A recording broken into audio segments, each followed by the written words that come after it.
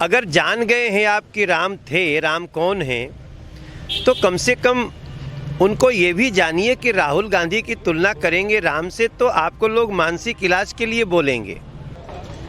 कांग्रेस के बड़े नेता सलमान खुर्शीद के उस बयान को लेकर विवाद खड़ा हो गया जिसमें उन्होंने राहुल गांधी की तुलना भगवान राम से कर दी है। इस बारे में ज़्यादा कुछ जानने के लिए और प्रतिक्रिया लेने के लिए हमारे साथ भाजपा के सांसद मनोज तिवारी जी हैं। मनोज तिवारी जी, किस तरह देख रहे हैं, अब भगवान से तुलना हो रही है किसी नेता की?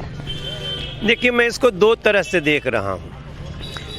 पहला तो मैं ये सोच रहा हूँ कि सलमान खुर्शीद को ये तो मानना पड़ गया कि राम का अस्तित्व है, वरना ये तो 100 साल से भगवान राम का अस्तित्व ही खत्म करने में लगे हुए थे। दूसरी बात, अगर जान गए हैं आप कि राम थे, राम कौन हैं, तो कम से कम उनको ये भी जानिए कि राहुल गांधी की तुलना करेंगे राम से तो आपको लोग मानसिक इलाज के लिए बोलेंगे। आप भगवान राम के भक्त बन जाएं राहुल जी, यही उनके जीवन की बहुत बड़ी उपलब्धि होगी। हम सब राम जी के भक्त हैं, हम लोग राम जी की मर्यादा के पालन करने वाले हैं। कोई व्यक्ति राम नहीं हो सकता।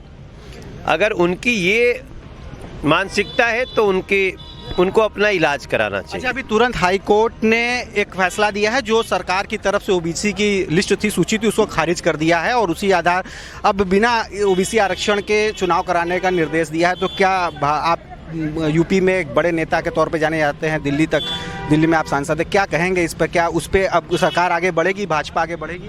देखिए, कोर्ट का जो भी निर्णय हो, हम ओबीसी का पिछड़ों का नुकसान नहीं होने देंगे।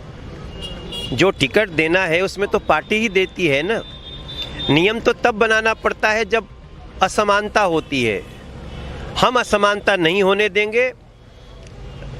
जितने भी पिछड़े लोगों का जो हक है उनको पूरा मिलेगा। तो क्या इसको लेके इसको चुनौती देंगे ऊपर की अदालत में कि इसी के आधार पर चुनाव होगा? अब वो पार्टी देख लेते हैं, आप शाम तक बता देगी, लेकिन हम पिछड़ों का नुकसान नहीं होना। आप फिल्म इंडस्ट्री से जुड़े हुए हैं। अभी श्रद्धा मर्डर केस की बात करें, उसको लव जिहाद से जोड़ा गया और अभी एक टीवी एक्ट्रेस को भी लव जिहाद से जोड़ा जा रहा है। उसके जो बॉयफ्रेंड को अरेस्ट भी कर लिया गया है। तो क्या मान रहे हैं, ये जो फिल्म इंडस्ट्री को इस तरह से कौमी चीज़ों से जोड़ा जा रहा है, लव जिहाद से जोड़ा जा रहा है? आप भाजपा के नेता भी हैं और एक फिल्म अभिनेता भी हैं, तो किस तरह देख रहे हैं? देखिए, जितनी चीज़ें आ रही हैं इसमें कोई दो राय नहीं है कि कुछ लोग ये लव जिहाद कर रहे हैं। कुछ ऐसी मानसिकता के लोग हैं जो ऐसा कर रहे हैं और उनको कड़ी से कड़ी सजा मिलनी चाहिए। फिल्म इंडस्ट्री भी इससे अछूती नहीं है। फिल्म इंडस्ट्री भी इससे अछूती नहीं। अरविंद केजरीवाल, जिसको लेकर आप हमेशा मुखर रहते हैं, अभी संन्यास साधना में जा रहे हैं। किसी तरह का संचार या किसी तरह का मोबाइल, किसी तरह के संपर्क में नहीं रहेंगे और 10 दिनों के बाद आएंगे, नए वर्ष में लोगों को दर्शन देंगे। क्या कहेंगे, वो साधना में जा रहे हैं? नहीं, उनको जाना चाहिए और ये उनको अब सोचना चाहिए कि जो दिल्ली से वादे किए थे वो सिर्फ होर्डिंग तक ही रहेंगे, एडवर्टीजमेंट तक रहेंगे या ज़मीन पर उतरेंगे। मुझे लगता है वो भी समय उन्होंने ख़त्म कर दिया है।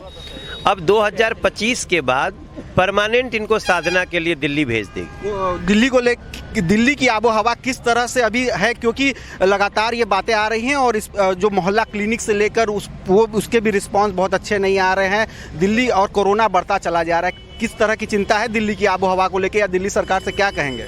नहीं, हम कोरोना के प्रति सबको कह रहे हैं, भैया सब कोई सजग रहे, सोशल डिस्टेंस रहे और हम दिल्ली को भी संभालने के लिए पूरी कोशिश करें। तो ये थे हमारे साथ मनोज तिवारी, जिनका साफ कहना है कि कोरोना को लेकर सब लोग सजग रहें और दिल्ली को लेकर भी वो संभालने के लिए तैयार हैं। उनकी पार्टी दिल्ली को संभालने के लिए तैयार है। रोशन जायसवाल।